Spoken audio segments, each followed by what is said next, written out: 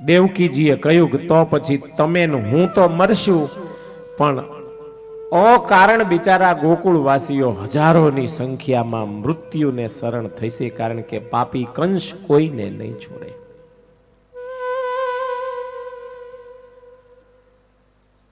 બધાઈને મારવા છે તમારે? ના દેવી, મરવા તો દેવાય નહીં. તો નાથ, જ્યારે સમય અને સંજોગ એવા પેદા થાય ને ત્યારે એકલું સત્ય એ જ સત્ય ન કહેવાય. ક્યારેક અસત્ય બોલવાથી જો કોઈના પ્રાણ બચતા હોય તો એ અસત્યને જ સત્ય કહેવાય. ઘણા બધા શાસ્ત્રોની સાક્ષીઓ છે આ સત્ય બોલવા બાબતની. હો, મહાભારતમાં આવે છે, દાન ધર્મ જ્યારે લખાયો છે ત્યારે દાન ધર્મની અંદર એમ કહ્યું છે કે પ્રાણત્રાણે અનૃતમ વાચ્યમ આત્મનો વા પરસ્ય ચ ગુરુવર્થે સ્ત્રીસુ ચૈવ સ્યાદ વિવાહ કરણેસુ ચ. દાન ધર્મમાં એમ કહ્યું કે જ્યારે પોતાનો કે બીજાનો પ્રાણ આપત્તિમાં હોય તો અસત્ય બોલવાનો દોષ ન લાગે. પછી ગુરુની આજીવિકા માટે કે ગુરુના કોઈ રક્ષણ માટે અસત્ય ભાષણ કરે તો એમાં પણ દોષ ન લાગે. ગુરુ એટલે આચાર્ય મહારાજ એટલું જ નહીં, આપણાથી જે કોઈ વડીલ હોય એ બધાને ગુરુ કહેવાય. અને વડીલની રક્ષા કરવા માટે વડીલથી જે નાના હોય એને કોઈ વખત એવો અસત્ય બોલવાનો પ્રસંગ આવે તો બોલીને પણ વડીલની રક્ષા કરવી જોઈએ. સ્ત્રીની પાસે જૂઠું બોલવાનો દોષ નથી. બોલજો લો ઘેરે જઈને. એવું નથી કહ્યું કે આ ઊભા વગડે ગમે ત્યારે ખોટું જ બોલ બોલ કરવું. જ્યારે છુપાવવા જેવી બાબત હોય ત્યારે સ્ત્રીની પાસે વાત ખાનગી ટકતી નથી, એવો યુધિષ્ઠિરે શ્રાપ આપેલો છે. કુંતા માતાએ કર્ણને જન્મ આપ્યો, પાણીમાં પ્રવાહિત કરી દીધો, દુર્યોધને મોટો કર્યો, રાજા બનાવ્યો અને મહાભારતનું યુદ્ધ થયું. મહાભારતના યુદ્ધમાં સામેના પક્ષે મોટો ભાઈ કર્ણ અને આ બાજુ 5 ભાઈઓ. અર્જુનના હાથે કર્ણનો વધ થયો અને કર્ણ જ્યારે મૃત્યુ પામીને પૃથ્વી ઉપર પડ્યો એટલે કુંતા માતાને ખબર પડી. કુંતા માતા દોડતા આવ્યા, અરે બેટા, મારા પ્રાણ પ્યારા પુત્ર, તું આ પૃથ્વીમાં તારા ભાઈના હાથે રોળાયો, આનાથી મોટું દુઃખ મને શું હોય? યુધિષ્ઠિરે કહ્યું કે માં માંડ માંડ મરાણો છે. બેટા, તમારો મોટો ભાઈ છે. જ્યારે મારા લગ્ન નહોતા થયા ત્યારે મેં સૂર્યના મંત્રથી આ બાળકને જન્મ આપેલો. અરે માં, તો સગા ભાઈઓના હાથે તે ભાઈની હત્યા કરાવી. આજ સુધી તે આ વાતને પેટમાં સંઘરીને રાખી, કોઈને કીધું નહીં. જો તે પહેલા કીધું હોત તો અમે કર્ણને મારેત નહીં, એને રાજગાદીએ બેસાડી દેત. હું ને દુર્યોધન બે નિવૃત્તિ લઈ લેત. અમારા જમણા હાથે ત્યાં આ પાપના કર્મ કરાવ્યા. માં, તારી આ હિંમત? પણ બેટા, હું એ વખતે કુંવારી હતી અને કુમારીને કલંક લાગે એટલે મને શરમ આવી જગતને કહેતા કે આ મારું બાળક છે. મેં એને પેટીમાં પૂરીને તણાતું મૂકી દીધું યમુનામાં. અને આ સારથી હતો એક અવિરથ, એણે એને લઈ લીધી પેટીને, એણે એની પત્ની રાધાને આપ્યો બાળક. અને બે મને મારા પુત્રને મોટો કર્યો. અને હું જો કોઈને કહું તો આ મારી આબરૂ ઉપર સવાલ આવતો હતો એટલે બોલી નહોતી શકતી. માં, સ્ત્રીના પેટમાં આવી ગુપ્ત વાત રહેશે જ નહીં એવો મારો શ્રાપ છે. અને ગમે એવી રહસ્ય વાત હોય ને તો એ પાણી ભરવા જાય ત્યારે બે બેનપણીને કીધા વગરની ન રહે. એટલે જો એવી ગુપ્ત વાત હોય કે જે બીજાને કહેવાથી તમને નુકસાની થવાની હોય તો એનાથી ગુપ્ત રાખવી. સ્ત્રી પાસે તો જ જૂઠું બોલવું, નહીતર નહીં. બાકી તમે ગયા હોય સીમાડાના ખેતરને એમ કોક પાધરમાં આથી હાંકું છું તો ભાત પાધરથી પાછું આવે. ભૂખ્યા રહો. છેલ્લે કહ્યું વિવાહ કરણે સૂચ. જ્યારે લગ્નના પ્રસંગ હોય ત્યારે કદાચ અસત્ય બોલવું પડે તો દોષ નથી. લગ્નના પ્રસંગોમાં લગભગ બધાને સાચું ખોટું બોલવું જ પડે, પણ બોલવાની ભાન રાખવી, કેટલું બોલીએ ત્યાં સુધી સાચું પડે.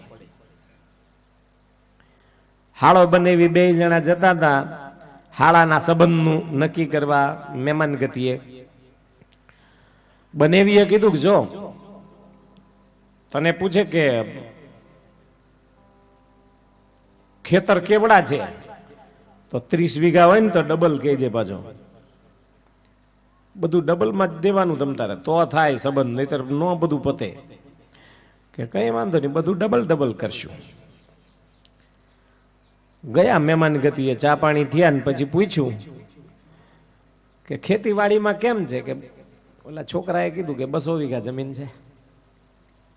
હતી હો 200 બોલ્યો. પછી કે બીજું કઈ ધંધા પાણીમાં ખરું કે દુકાન કઈ ખરી? કે હા દુકાન છે ને 2, એક અમદાવાદમાં છે ને એક સુરેન્દ્રનગરમાં છે. એમ તો સારું કહેવાય. ભાઈ કેટલા છે?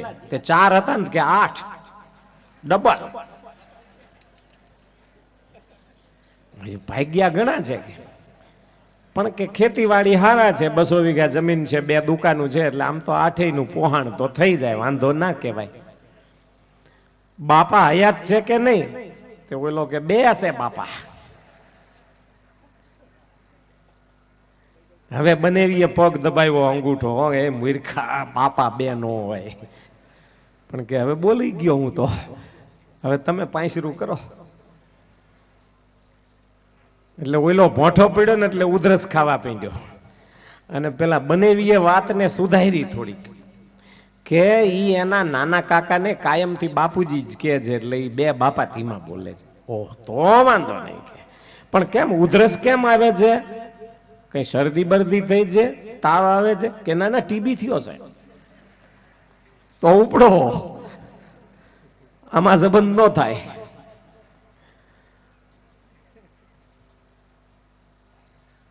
બધું ડબલ ન ઠપકારાય, વિવેકપૂર્વક ડબલ વાત કરાય. કોઈ જગ્યાએ જરૂર હોય તો દીકરા દીકરીના ગુણ ગાવા પડે તો થોડાક ડબલમાં કરી લેવાય, પણ પછી બધી બાબતમાં ડબલ ઠપકારીએ ને તો ઈ પછી ક્યારેક નડે. હો,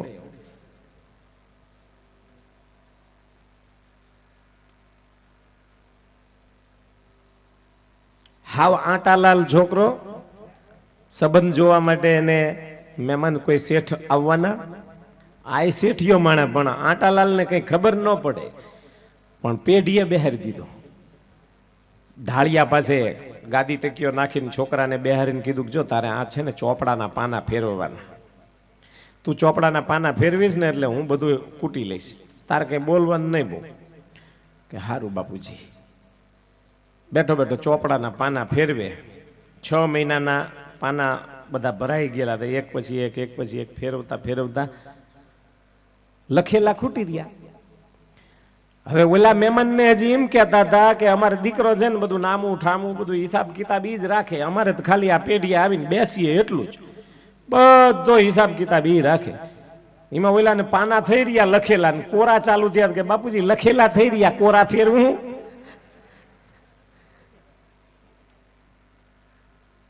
બાપુજીને વાઢો તો લોહી ન નીકળે એવા થઈ ગયા. મારે બેટે માર્યો છે ને કે મને એમ કે લખેલા પૂરા થયા પેલા મહેમાન વયા જાય છે. એટલે હાવ પછી માટાલાલ ને કઈ ચોપડે ન ચડાવી દેવાય. થોડુંક કંઈક વિવેકપૂર્વક બોલવું જોઈએ. મશ્કરીમાં જૂઠું બોલો એનો વાંધો નથી, સ્ત્રી પાસે જૂઠું બોલો એમાં વાંધો નથી, વિવાહ પ્રસંગે જૂઠું બોલો એનો વાંધો નથી, ગુરુ માટે બોલો એનો વાંધો નથી, તમારી આજીવિકા માટે થોડું જૂઠું બોલો એનો વાંધો નથી. આ 5 જગ્યાએ જે માણસ જૂઠું બોલે છે એ અનૃત નથી કહેવાતું, એને સત્ય જ કહેવાય છે. જેવું છે એવું બોલી દો ને તો કોઈને સંબંધ પણ ન થાય અને આ જગતમાં આવ્યા પછી કોઈને મોજ પણ ન રહે. જેવું છે એવું જ બોલો તો ક્યાં સુધી બધી મજા લાગે. પણ ક્યારેક એપ્રિલ ફૂલ કરવાનો ટાઈમ હોય તો એપ્રિલ ફૂલે કરી લેવાય.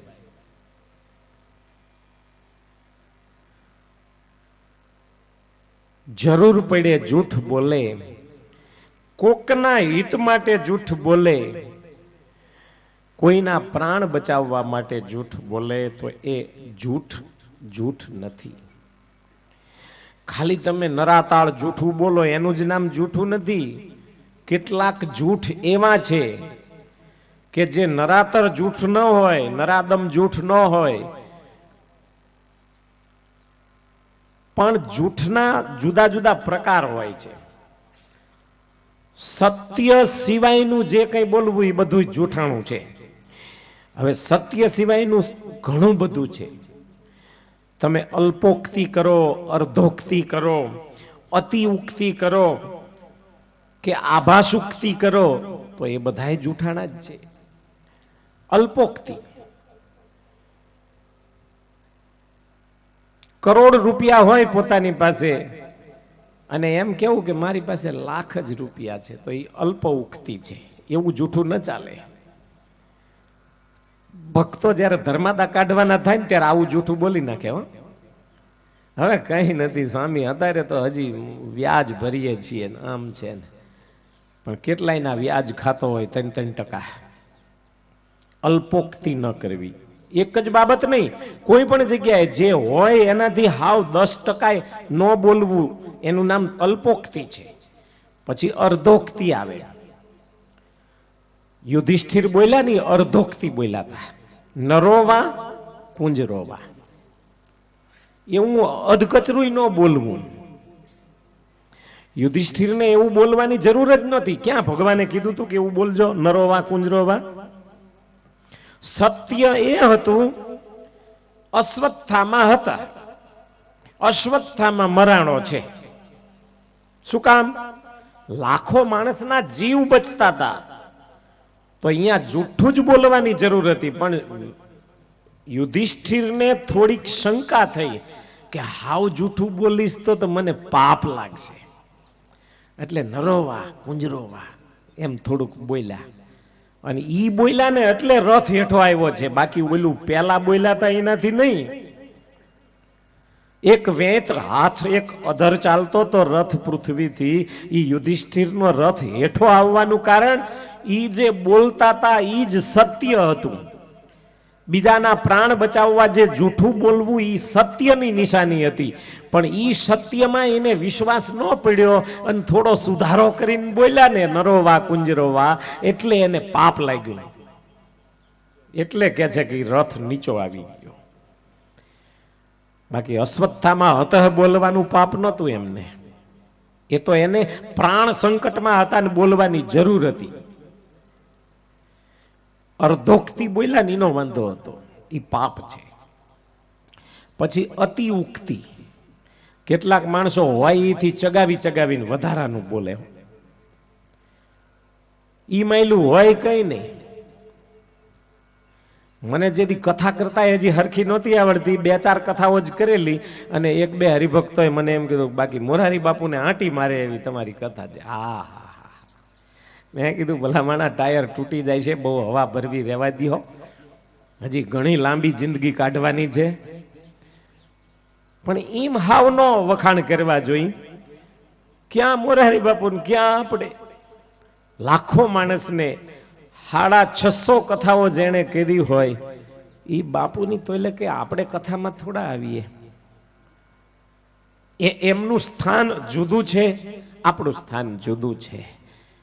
એમ ખોટા વખાણ કરી અને તમે કોઈ પણને ફૂલાવી નાખો, અતિ ઉક્તિ કરી અને પોરા ચડાવી દો ખોટે ખોટા. ઘણા માણા ધર્માદા કરવા આવે ને તો એને બિચારાને પોરા ચડાવીને કાહું તોડાવી નાખે.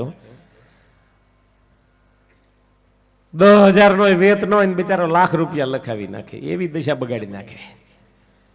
એવા ખોટા પોરા ચડાવે ને પછી સમાજમાં જીવવા જેવું ન રહે બિચારાને. એટલે અતિ ઉક્તિ પણ ન કરવી, બહુ વધારે નો સુધારો કરીને વધારીને ન બોલવું. અને છેલ્લું કહ્યું આભાસ ઉક્તિ. ખાલી આમ સત્ય ન હોય પણ સત્યનો પડછાયો પકડી અને ખોટાને હાચું કરી દે.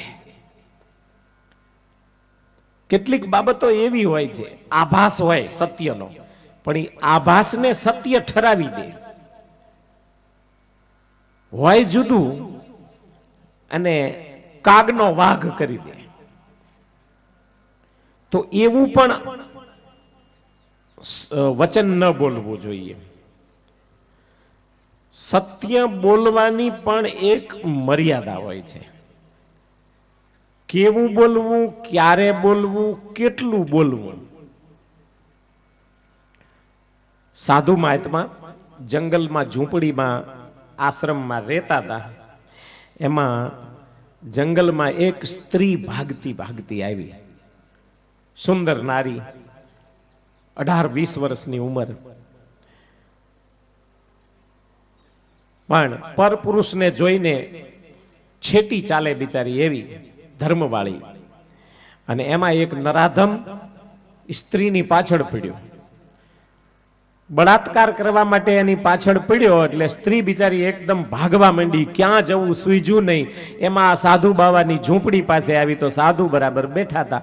મહારાજ બચાવો બચાવો, મારી પાછળ રાક્ષસ પડ્યો છે, મને ચૂંથી નાખશે, મારા ધર્મથી મને ભ્રષ્ટ કરશે, મને બચાવો. મહાત્માએ કહ્યું, બેટા અંદર ઝૂંપડીમાં બેસી જા શાંતિથી, થોડી વાર બહાર ન આવતી. બાપજી પણ એમ તો એ પકડી લેશે, મને હંતાડો. તો કે સંતાવાની જરૂર નથી, એ બધું થઈ જશે, ચિંતા ન કરીશ, અંદર બેસી રહે ખાલી. દીકરી અંદર જતી રહી. મહાત્મા બહાર બેઠા છે, ધોકો લઈને, ચીપીઓ લઈને. અને એમાં પેલો નરાધમ આવ્યો. બાવાજી, આ બાજુ કોઈ સુંદરી નારી આવી હતી? બાબાજીએ કહ્યું કે ના ભાઈ ના, અહીં તો કોઈ સુંદરી આવી નથી. જા જા લંગોટા, જૂઠું બોલે છે, હજી હમણાં જ આ રસ્તેથી આવતી હતી ને, તારી ઝૂંપડીમાં હંગરીને પાછો એમ કહે છે કે અહીં કોઈ સુંદરી આવી નથી. બાબાજીએ કહ્યું કે જીભ ઠેકાણે રાખજે, નહીં તારા ધોકોન ચીપીઓ હગા નહીં થાય. હો, આ જંગલમાં સુંદરી નારી કેવી ને અહીં વાત શું છે? આગળ પડને તર માર ખાધા વગરનો નહીં જા. અહીં કોઈ સુંદરી આવી નથી અને ખાલી ખોટો અમને બદનામ કરવા આવ્યો છે. એટલે ઓલાને થયું મળો બાવો ગરમ છે અને અહીંયા આવી નહીં હોય, નહીતર તો બાવાને શું જૂઠું બોલીને લેવું છે, એ સાચું તો બોલી જ જાત. પણ બાવો કોઈ દી જૂઠું બોલે નહીં, માટે એ કંઈક આગળ જતી રહી છે. હાલો, આગળ ભાગી ગયો. પછી પેલી દીકરીને કહ્યું કે હવે બેટા બહાર આવ. દીકરી બહાર આવી, બાપુના પગમાં પડે કે બાપુ, મારા માટે થઈને તમારે આજ જિંદગીમાં પહેલી વખત જૂઠું બોલવું પડ્યું ને. સાધુ કે બેન, હું જૂઠું બોલ્યો જ નથી. અરે બાપુ, પણ મારી સામે તમે જૂઠું બોલ્યા ને કે અહીંયા કોઈ સુંદરી આવી નથી. બેટા, મારા આશ્રમમાં કોઈ સુંદરી આવી જ નથી, મારી દીકરી આવી છે. દીકરીને સુંદરી થોડી કહેવાય. તમે કોઈ તમારી દીકરીઓને સુંદરીઓ કહો છો? દીકરી કહેવાય. ઈ નરાધમ જે સુંદરીની શોધમાં હતો, એક રૂપવંતી નારીની, અહીં તો મારી દીકરી હતી, અહીં કોઈ રૂપવંતી નારી હતી જ નહીં, એટલે હું જૂઠું બોલ્યો જ નથી. આમ જૂઠું બોલાય. લ્યો, આવડે છે ને? જરૂર પડે તો એટલું જ બોલો, જેટલું જરૂર હોય એટલું બોલીને અટકી જાઓ.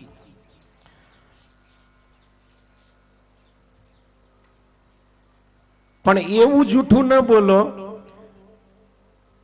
કે જે બોલી અને તમે અને બીજા પ્રાણ સંકટમાં પહોંચી જાય, એવું જૂઠું ન બોલશો, એવું સત્ય પણ ન બોલશો. ભગવાન સહજાનંદ સ્વામીએ દાન ધર્મ મહાભારત, આપદ ધર્મ મહાભારત, ભાગવતમાં કહેલા શુક્રાચાર્યના વચન બલિરાજા પાસે, આ બધાય સત્યોને સામે રાખ્યા.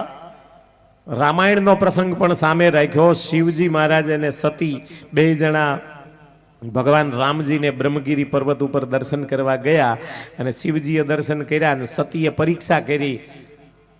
સીતાનું રૂપ લઈ પરીક્ષા તો કરતા કરી લીધી, પણ પછી છુપાવ્યું. મહાદેવજી પાસે એમ કહ્યું કે કછુ ન પરીક્ષા લિન્ન ગોસાઈ કિન્ન પ્રણામું તુમારી હી નાઈ. જેમ તમે ભગવાનને પગે લાગ્યા ને એમ પછી મેં પગે લાગી લીધું. કેમ? પહેલા તો તમે માનતા નહોતા ને, કે તમે નીકળી ગયા ને પછી મને એમ થયું કે મારા મહાદેવ કે ને એ ખોટું હોય જ નહીં. કછુ ન પરીક્ષા લિન્ન ગોસાઈ કિન્ન પ્રણામું તુમારી હી નાઈ. તમારી જેમ મેં પ્રણામ કર્યા. મહાદેવજી કે સાચું કહો છો? તો કે હા, તમે બોલો ની જૂઠું હોય જ નહીં એવો મને વિશ્વાસ છે. મોર મન પ્રતીતિ હતી સોઈ, જો તુમ કહાસો મૃષા ન હોય. જે તમે બોલો ની જૂઠું હોય જ નહીં એવી મારા મનને પ્રતીતિ છે. એટલે પછી મેં પરીક્ષા કરી જ નહોતી. બચવા માટે ખબર પડી ગઈ કે જો સીતાનું રૂપ લીધું છે એમ કહીશ તો મહાદેવજી હવે મને છોડશે નહીં. પત્ની તરીકે મૂકી અને હવે માં માનશે, કારણ કે સીતાને રામને એ માતા પિતા માને છે, અને મેં એની માનું રૂપ લીધું એટલે હવે મને માં કહેશે તો મારો સંસાર બગડી જશે. એટલે બોલી નાખવા દે ને જૂઠું. સતી 2-3 વાર ઉપરા ઉપર જૂઠું બોલ્યા, અને તોય શિવજીને એ હોઠ ફફડતા જોઈને ખબર પડી ગઈ. એટલે કે સતી, હવે તમે આસન નોખું રાખો, તમે અહીંયા બેસો ને હું અહીં બેસું, આપણે એકબીજાનો સ્પર્શ ન કરવો, તમે મારી માં છો. પણ એ રામાયણનો પ્રસંગ, મહાભારતમાંથી અશ્વત્થામાં હતઃવાળો પ્રસંગ. આ બાજુ વસુદેવ અને દેવકીને જેલમાં ભગવાનનો જન્મ થયો ને પહેલે જ દાડે સવારના પોરમાં પહેલા પ્રાતઃકાળમાં જૂઠું બોલવાનો પ્રસંગ આવ્યો. આ બધી વાતને વણી લેતી એક સત્યની વ્યાખ્યા લખી ભગવાન સ્વામિનારાયણે. સ્વપરદ્રોહ જનનમ સત્યમ ભાષ્યમ ન કરહિચિત કૃતજ્ઞ સંગસ્ત્યક્તવ્યો લુંચાગ્રાહ્યા ન કસ્યચિત.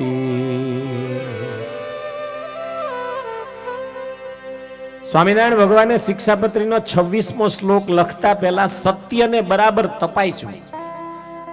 કોને સત્ય કહેવાય? શિક્ષાપત્રી ભાષ્ય વાંચો તો અંદર બધા શ્લોકો લખ્યા છે. એમાં એક લિંગ પુરાણનો પણ શ્લોક મૂક્યો છે. લિંગ પુરાણમાં એવું લખ્યું છે કે દ્રષ્ટમ શ્રુતમ ચાનુમિતમ સ્વાનુભૂતમ યથાર્થતઃ. દ્રષ્ટમ એટલે નજરે નજર જોયું હોય, શ્રુતમ એટલે કાનો કાન સાંભળ્યું હોય, અનુમિતમ એટલે પોતે અનુમાનથી પણ એ સત્યને બરાબર સ્વીકાર્યું હોય, અને સ્વાનુભૂતમ એટલે પોતે જાતે અનુભવ કરેલો હોય જે વાતનો. અને આટલું કર્યા પછી જે તમે સાંભળ્યું હોય કે કોઈ બોલેલું હોય એ કથનને સત્ય કહેવાય. પણ પાછું એમાં એટલું કીધું કે પર પીડા વિવર્જિતમ. સત્ય છે નજરો નજર, કાનો કાન, અનુભવથી, અનુમાનથી બધી રીતે સત્ય છે, પણ છતાં પર પીડા વિવર્જિત હોય, બીજાને પીડા કે પોતાની આબરૂને ધક્કો ન લાગે એવી બાબત હોય તો જ એ બોલેલું સત્ય. બાકી જો બીજાને પીડા પહોંચતી હોય તો એ સત્ય નજરે જોયેલું, કાને સાંભળેલું, યથાર્થ અનુભવ કરેલું પણ અસત્ય કહેવાય. ભક્તો, સત્યને સમજવા માટે સહજાનંદ સ્વામીએ એટલે એમ કહ્યું કે સ્વપરદ્રોહ જનનમ સત્યમ ભાષ્યમ ન કરહિચિત. મારા આશ્રિતોએ પોતાનો તથા પારકો દ્રોહ થાય એવું જે સત્ય વચન તે ક્યારેય ન બોલવું. ઘણા માણસો બોલતા હોય, જો હું તો સાચું કહેવાનો, દુઃખ લાગે તો ભલે લાગે, એક ગાન બે કટકા બોલી નાખે, પણ એ બોલ્યો એ સત્ય ન બોલ્યો કહેવાય. બીજાના દિલને ઠેસ પહોંચાડવી ને એ અસત્ય છે. એટલે પછી માખણ ચોપડ નહીં કરવાનું. જે સત્ય કહેવાથી બીજાના દિલને એવી ઠેસ પહોંચે કે એને જીવવું કઠિન થઈ જાય તો જ અસત્ય ભાષણ કરવાનું.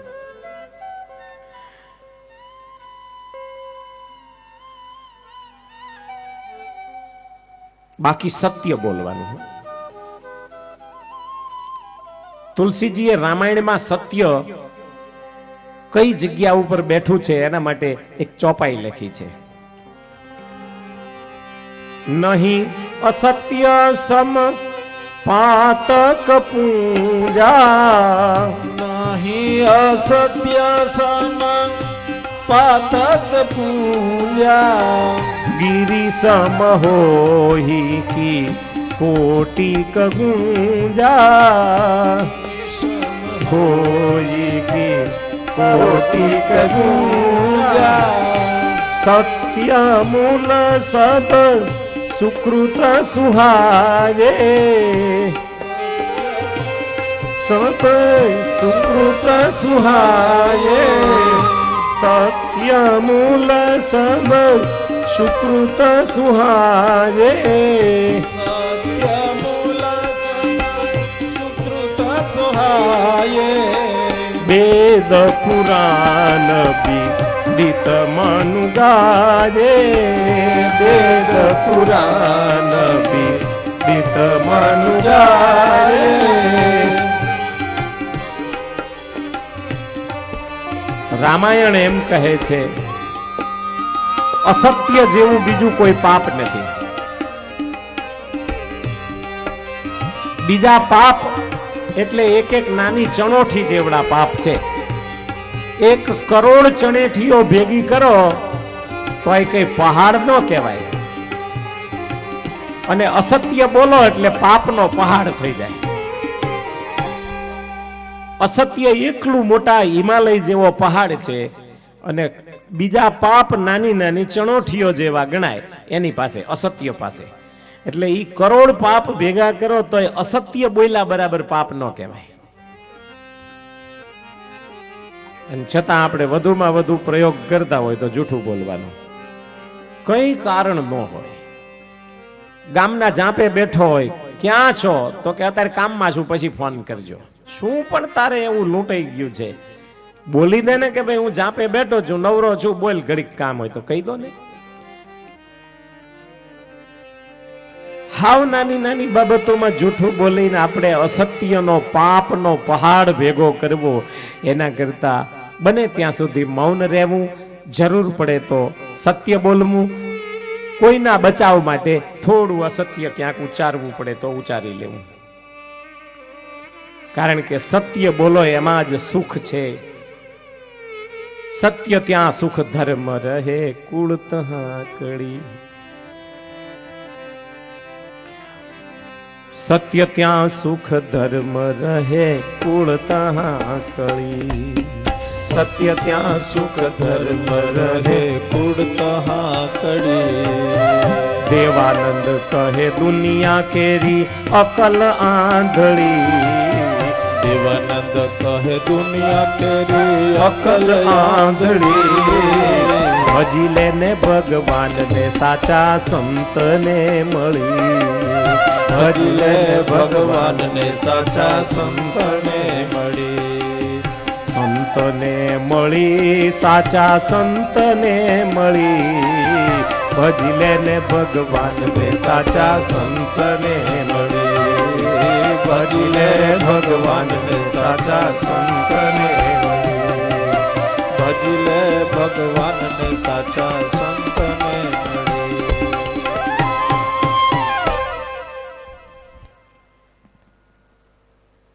સત્ય ત્યાં સુખ ધર્મ બધું જ રહે, અને જ્યાં કૂડ કપટ એટલે અસત્ય આવે ત્યાં કલિયુગનો વાસ આવે.